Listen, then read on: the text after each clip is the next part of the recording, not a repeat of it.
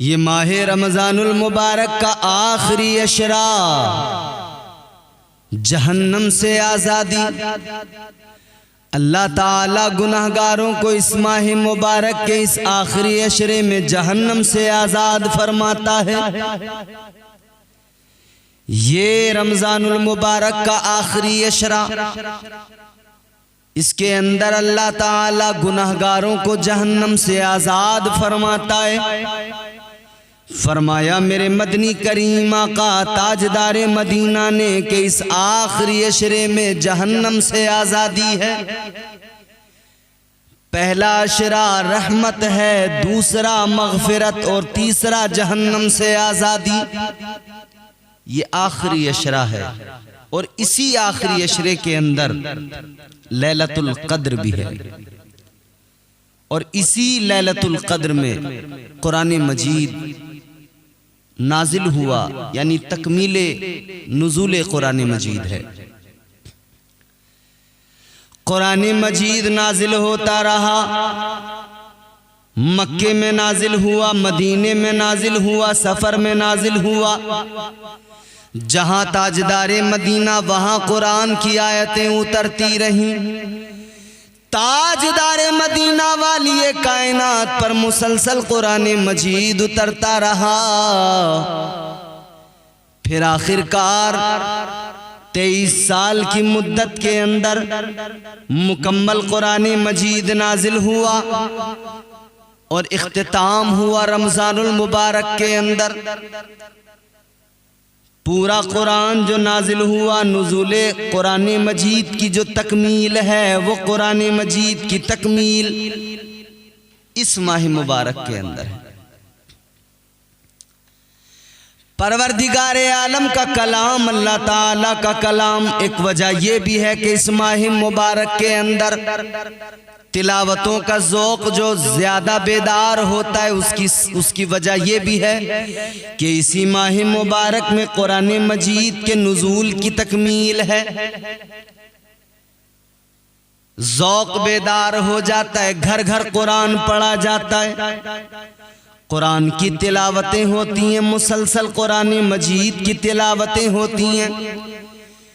परवरदिगारे आलम का प्यारा कलाम, वो प्यारा कलाम जिसको अल्लाह ने नाजिल फरमाया, तो ये भी इरशाद फरमा दिया, नज़्ज़लना अलैकल किताब तिबयानन लिकुल्लि शै हुदन व रहमतन व बुशरा लिल मुस्लिमीन। अल्लाह ताला फरमाता है कि ये जो कुरान हमने नाजिल किया है, इसमें हर शय का खुला बयान है। फरमाया कुरान रहमत है, कुरान बशारत है, कुरान हिदायत है। किसके लिए?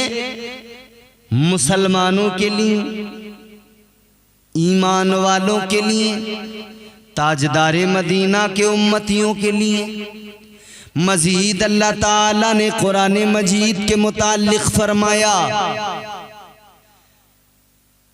अल्लाह ताला ने कुरान मजीद के ताल्लुक़ से कुरान की अज़मत को बयान फरमाते हुए कुरान की अज़मतों का कुरान में ही ऐलान फरमाया। फरमाया परवरदिगारे आलम ने, वनुनज़्ज़िलु मिनल क़ुरआनि मा हुवा शिफ़ाउन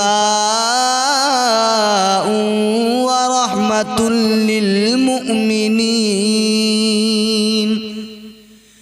वला यज़ीदुज़ ज़ालिमीन इल्ला ख़सारा। अल्लाह ताला फरमाता है जो कुरान नाजिल किया गया है, ये शिफा है मोमिनों के लिए। इसी माह मुबारक में शब क़द्र में कुरान मजीद मुकम्मल नाजिल हो गया। शब क़द्र क्या है?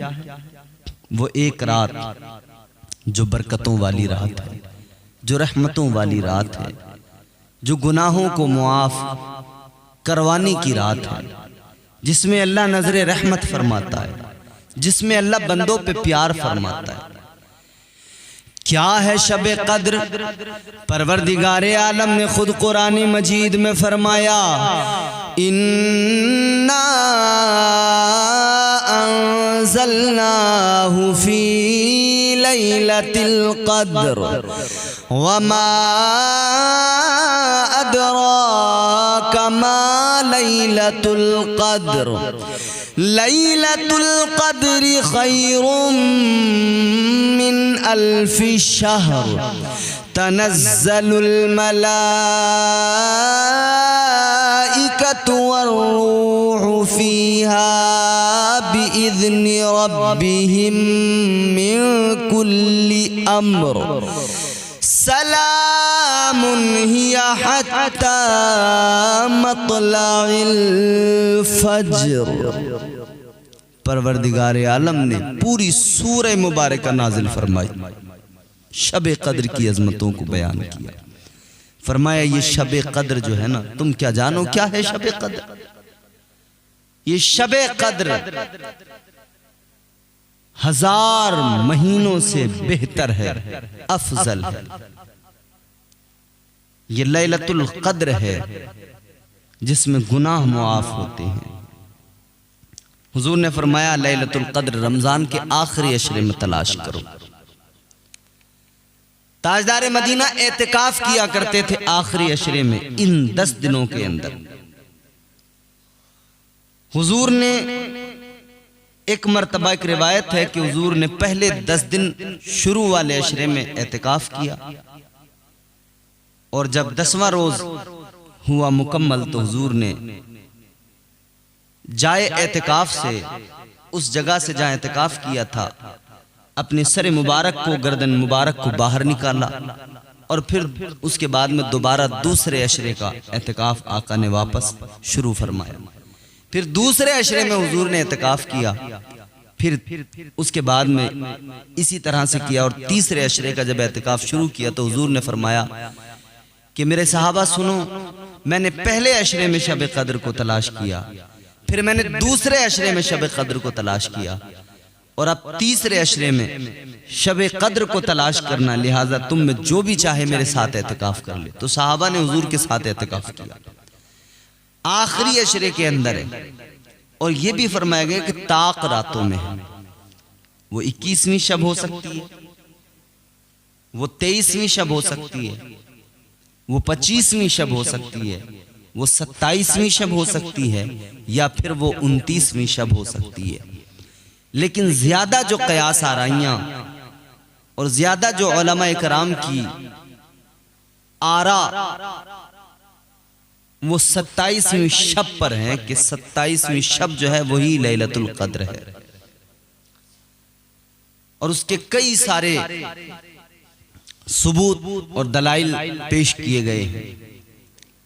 इस सूरह मुबारक के अंदर जो लफ्ज कद्र है ना, इन्ना अंज़लनाहु फी लैलतिल कद्र वमा अदराका मा लैलतुल कद्र लैलतुल कद्र खैरुम मिन अल्फि शहर तनज़्ज़लुल मलाइकतु वर्रूहु फीहा बिइज़्नि रब्बिहिम मिन कुल्लि अम्र सलामुन हिया हत्ता मत्लइल फज्र। लफ्ज कद्र के अंदर 3 हर्फ हैं, काफ, दाल, रा। कद्र 3 मरतबा इस सूरह मुबारक में लफ्ज कद्र आया है, और 3 लफ्ज हैं, हर्फ हैं, तो 9 हर्फ हुए, और 3 मरतबा आया है। तो 9 को जब 3 से ज़र्ब दिया जाए तो 9 तिया 27, मतलब कि इसका जो हासिल निकलता है वो 27 होता है। तो फरमाया कि गुमान गालिब ये है कि 27वीं शब ही लैलतुल कद्र है। अजीज़ाने गिरामीउल कद्र, गौर फरमाएं, ये रात बड़ी बरकतों वाली रात है, बड़ी अजमत और रिफात वाली रात है। याद रखना मेरे अजीजों, इस रात में अल्लाह की रहमतें बंदों को पुकारती हैं, निदा होती है कोई जो अल्लाह ताला की बारगाह में झोली फैलाए, अल्लाह उसके दामन को मुराद से पुर फरमा दे।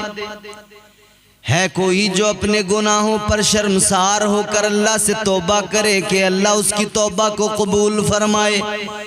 है कोई जो परवरदिगार की बारगाह में रिस्क की फरावानी का सवाल करे, अल्लाह उसके रिस्क में बरकतें अता फरमा दे।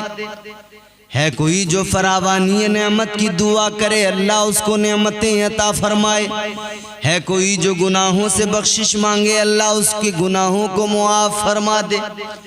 मांगने वाला मांगे, दामन को फैलाए, इबादतें करे, अल्लाह ताला खास नजरे रहमत फरमाता है। परवरदिगार गुनाहों को बख्श देता है।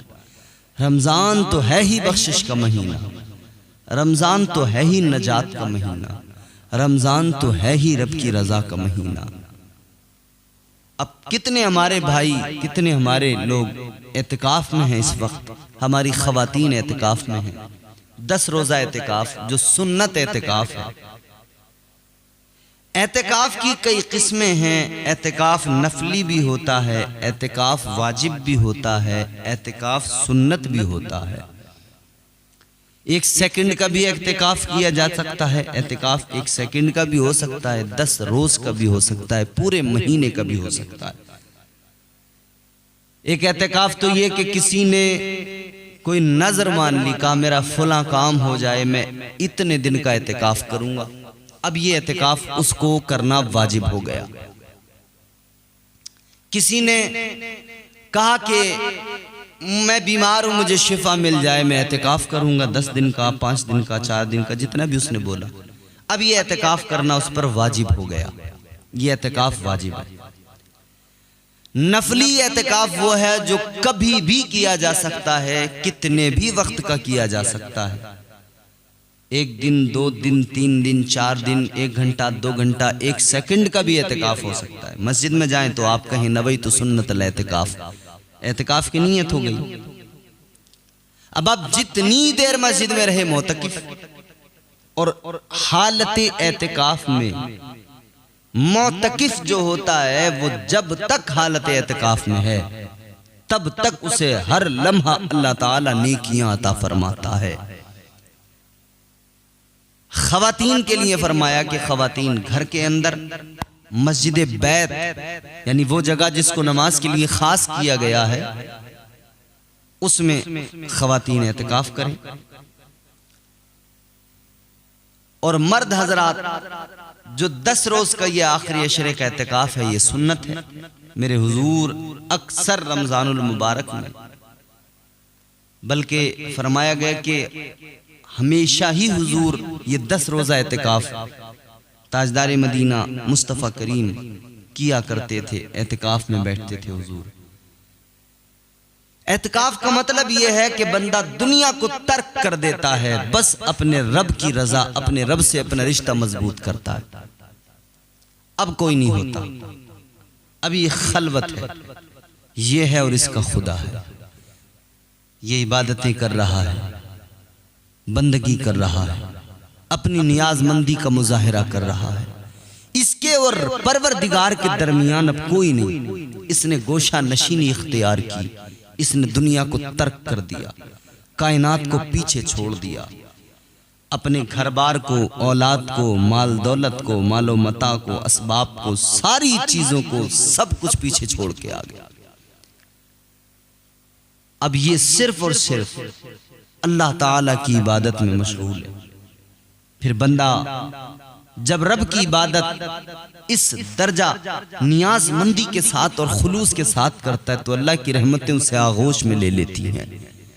परवरदिगार उस पर करम फरमाता है, रहमतों की बारिशों का नुज़ूल फरमा देता है।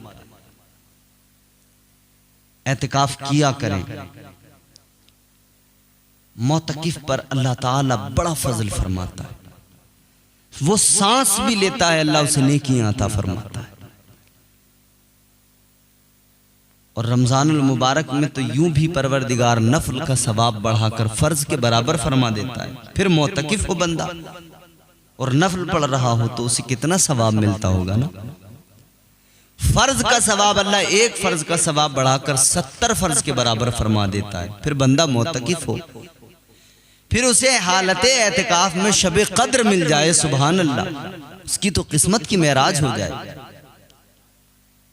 इसीलिए एतिकाफ करें। शब कद्र वो रात है, बड़ी बाबरकत रात। ये तो हम खुश नसीब हैं कि हुजूर के सदक़े हमको ये रात मिली है।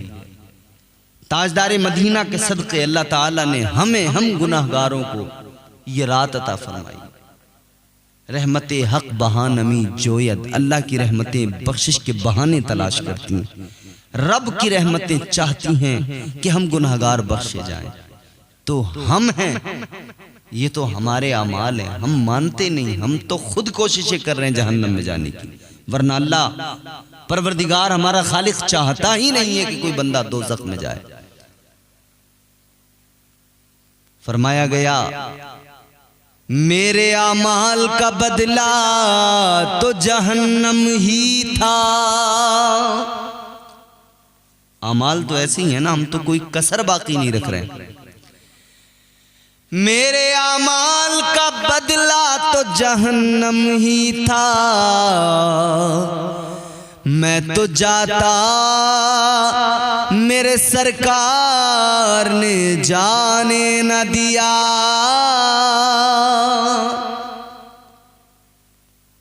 हुजूर के सदक़े में ये रात मिली है। इस रात में भी अल्लाह ने फरमाया, लो मेरे महबूब के गुलामों, तुम तो कोशिशें जहन्नम में जाने की करते हो, हमने तो जहन्नम की बहुत की तदबीर, लेकिन तेरी रहमत ने गवारा न किया।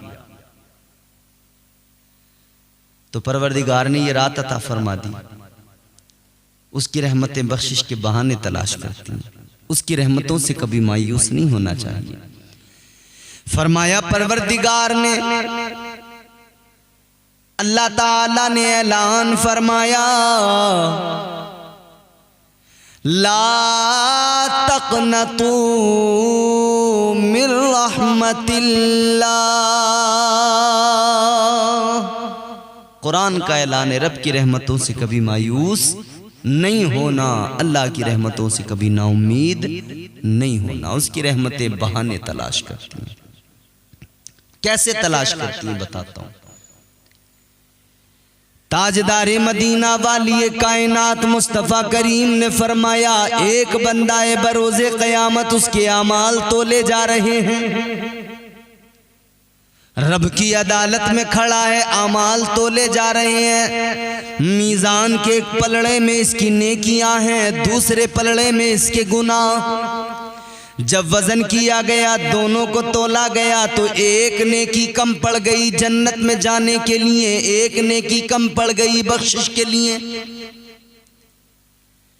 अब ये बड़ा हैरान है, एक नेकी सोच रहे काश एक नेकी और कमाली होती, कुछ भी कर लिया होता, एक नेकी और हासिल कर ली होती, दुनिया में कमाली होती, तो आज यहां ये हालत ना होती। एक नेकी लेता और मैं परवरदिगार के हुजूर वो नेकी रख देता, पेश कर देता और मेरा काम बन जाता। एक नेकी की जरूरत है, एक नेकी अल्लाह ताला परवरदिगार खालिक कायनात ने फरमाया, ऐ मेरे बंदे एक नेकी कम पड़ गई तुझे जन्नत में जाने के लिए, चले काम कर, जा अहले महशर से एक नेकी लेकर आ, जो भी तुझे दे सके जा, देख तलाश कर, कोई तुझे एक नेकी दे दे। मैदान महशर अव्वलीन आखिरीन सब जमा हैं। अब ये एक नेकी तलाश करने के लिए गया, कहीं से एक नेकी ले आऊं काम बन जाएगा। सोचा कहां जाऊं, किधर जाऊं, तो ख्याल आया एक जात जिसने बड़ी मोहब्बत की, बड़ा प्यार किया, कौन है? तो ख्याल आया वो मेरी माँ है जिसने मेरे साथ हमेशा वफा की, जिसने मेरे साथ हमदर्दियां की, अच्छा सुलूक किया, अपने शिकम में 9 माह तक रखा, तकलीफें उठाई, दर्द बर्दाश्त किए, चलती थी कि कदम सलीके से रखती थी, मेरे बच्चे को तकलीफ ना हो जाए। उठते बैठते हुए एहतियात से काम लेती थी, मेरे बच्चे को तकलीफ ना पहुंच जाए। वो माँ के जब विलादत हुई बच्चे की, वो बहुत रोई, बहुत दर्द हुआ, मगर जैसी बच्चे की विलादत हुई इसकी चीखें निकली, इसने बहुत दर्द उठाया, बहुत रोई,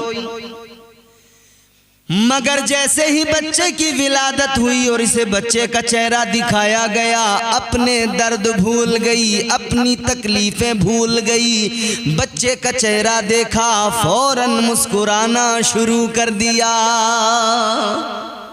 वो माँ जो अपने दर्द भूल जाती है, अपने दुख भूल जाती है, फिर परवरिश की, अपना खून दूध की शक्ल में अपनी औलाद को पिलाया, बच्चे को पिलाया।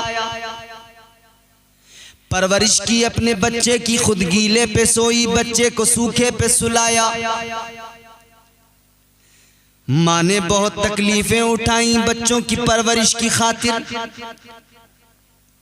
औलाद के गम को अपना गम बना लिया, औलाद की खुशी में खुश हो गई। माँ ने बहुत कुछ किया, बहुत हमदर्द दिया, तो ख्याल आया कि माँ के पास जाऊं, माँ से एक नेकी लूं, माँ ही मेरी फरियाद को सुन सकती है। माँ के पास गया, जाकर कहने लगा, ऐ मेरी माँ, आज तेरा लाल परेशानी में है, मुसीबत में है, तूने बड़ी मोहब्बत की है, आज एक एहसान और कर दे, आज मुश्किल में हूं। ऐ मेरी माँ, एक नेकी मुझे दे दे, मेरा काम बन जाएगा। एक नेकी। माँ ने कहा अच्छा। माँ ने कहा बेटा ये दुनिया है, ये दुनिया नहीं है, ये महशर है। दुनिया में तेरे लिए बहुत किया मैंने, जो करना था सब कर लिया, अब इधर महशर में कुछ नहीं। बेटा यहाँ मुझे अपनी फिक्र लगी है, अपनी फिक्र में हूं, मेरा क्या होगा, मैं बख्शी जाऊं, यहाँ कुछ नहीं होगा। माँ इनकार कर देगी तो ये बाप के पास जाएगा, ऐ मेरे बाप, तुमने मेरे लिए बहुत कुछ किया, जमीनें खरीदी, प्लॉट खरीदे, प्रॉपर्टी बना कर दी, मुझे कारोबार कराया, पढ़ाया लिखाया, मेरी शादी कराई, घर बना कर दिया, सब कुछ किया, एक एहसान और कर दो, एक नेकी कम पड़ गई, एक नेकी दे दो। बाप ने कहा बेटा ये दुनिया नहीं है, ये महशर है, इधर सबको अपनी फिक्र है, मुझे अपनी है, मैं इस फिक्र में हूँ, मेरा काम बन जाए, मुझे परवाह नहीं, जन्नत मिल जाए। आज मुझसे कोई उम्मीद न लगा, आज मैं तेरे काम नहीं आऊंगा। बाप ने मना कर दिया। ये भाई के पास गया, भाई ने मना कर दिया। ये बहनों के पास गया, उन्होंने मना कर दिया। दोस्तों के पास गया, उन्होंने मना कर दिया। रिश्तेदारों के पास गया, उन्होंने मना कर दिया। किसी ने भी एक नेकी नहीं दी। कल पछताना पड़े उससे पहले बेहतर है कि आज समझ लो। कुरान में अल्लाह ने आज वो सारा मंजर बयान फरमा दिया। परवरदिगार आलम ने फरमाया यौम यफिरुल मरउ मिन अखीही व उम्मिही व अबीही व साहिबतिही व बनीही।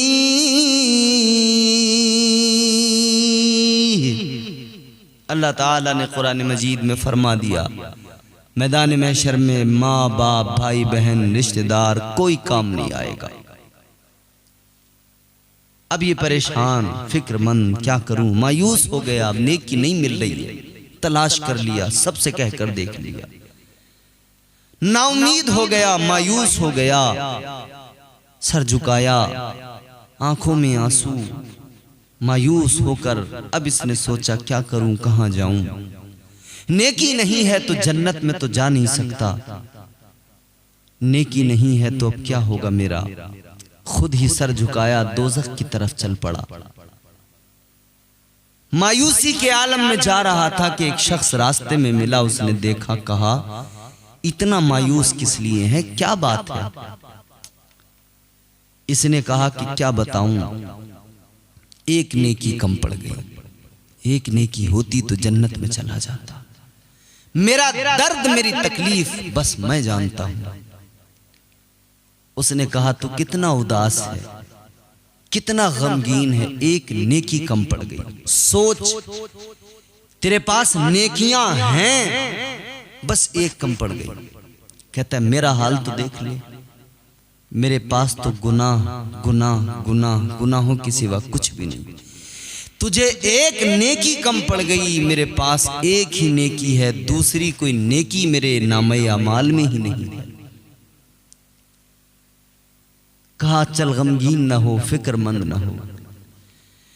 वो कहने लगा, सुन ले, एक नेकी से मैं जन्नत में नहीं जा सकता, एक नेकी से मेरा काम नहीं बन सकता, लेकिन एक नेकी से तेरा काम जरूर बन जाएगा। मैं तो एक नेकी लेकर दोज़ख में जा रहा हूं, बगैर नेकी के भी दोज़ख में जाऊंगा। एक नेकी है तब भी दोज़ख में जा रहा हूं। चल, मैं तो जा रहा हूं, तू मायूस न हो, गमगीन न हो, ले एक नेकी मुझसे ले ले, कम से कम तेरा काम ही बन जाए, तू तो जन्नत में चला जाए। ये बड़ा खुश हो गया।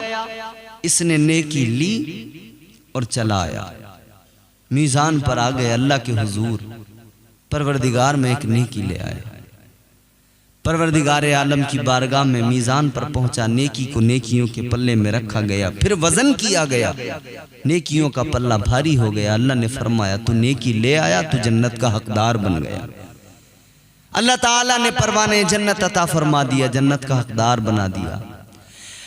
अब ये खुश हो गया, जन्नत की तरफ जाने लगा, मगर जैसी चंद कदम आगे बढ़ा, जा रहा था कि परवरदिगार ने फरमाया, ओ जन्नत में जाने वाले, जरा रुक जा, ठहर जा।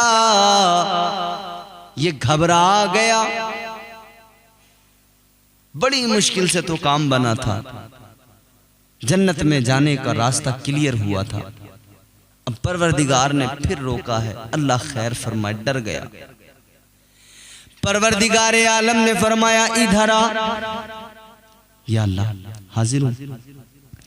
अल्लाह ने फरमाया, जन्नत में तो जा रहा है, मगर जाने से पहले ये बता, नेकी कहां से लाया? यहां तो नफसी नफसी है महशर में, किसने तुझे नेकी दी? इसने सारा माजरा सुनाया। या अल्लाह, मैं दोज़ख की तरफ जा रहा था, एक इंसान मिला, उसने मुझे नेकी दी। परवरदिगार आलम ने फरमाया, जा उसको बुला कर ला। ये जल्दी गया, उसको बुला कर लाया। कहा, चलो, परवरदिगार ने बुलाया है, रब के हुजूर में पेश होना है। दोनों आ गए। अल्लाह ने उस बंदे से फरमाया, तूने इसको नेकी दी? या अल्लाह, मैंने दी। क्यों? परवरदिगार, मैंने सोचा एक नेकी से मेरा कुछ नहीं होने वाला, कम से कम इसका ही काम चल जाए। अल्लाह ताला ने फरमाया, इसका मतलब ये हुआ तूने महशर में सखावत का मुजाहिरा किया, सखावत दिखाई। अल्लाह ने फरमाया, अब जरा ये बता, सबसे बड़ा सखी कौन है? ये कहने लगा, मौला, सबसे बड़ा सखी तो तू है, सबसे बड़ा सखी तो परवरदिगार तू है। तो अल्लाह ने फरमाया, सुन ले, जब एक नेकी देकर तू बंदा होकर महशर में सखावत दिखाए, तो मैं रब होकर सखावत क्यों ना दिखाऊं? मैं तो सखियों का सखी, सखियों को नवाजने वाला सबसे बड़ा सखी। परवरदिगार ने फरमाया, तेरी सखावत ये, तूने एक नेकी देकर इसे जन्नत का हकदार बनाया, और तेरे रब की सखावत ये कि तेरा रब तेरे सारे गुनाहों को नेकियों में तब्दील फरमा कर तुझे जन्नत का हकदार बना रहा है। अल्लाह ने उसके सारे गुनाहों को मुआफ कर दिया, नेकियों में बदल दिया और उसे जन्नत का हकदार बना दिया।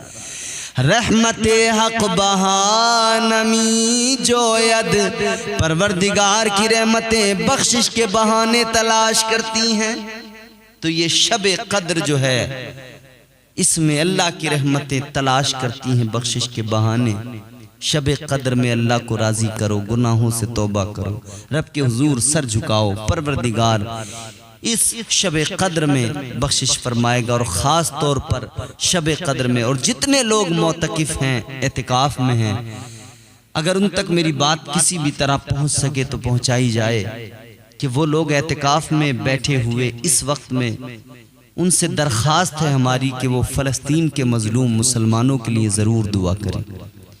फ़लस्तीन के मज़लूम मुसलमानों के लिए, उन बच्चों के लिए जिन पर इज़राइल बमबारी कर रहा है, जिनके घर उजड़ गए, जिन लोगों के बच्चे उनके सामने शहीद हो गए, उनके लिए ज़रूर दुआ करें कि अल्लाह ताला उनको परवरदिगार नजात दे इस मुसीबत से, और परवरदिगार इज़राइल को नेस्त नाबूद फरमाए के फ़रे किरदार तक पहुँचाए, और फ़लस्तीन के मुसलमानों को अल्लाह ताला अपनी गैबी मदद अता फरमाए।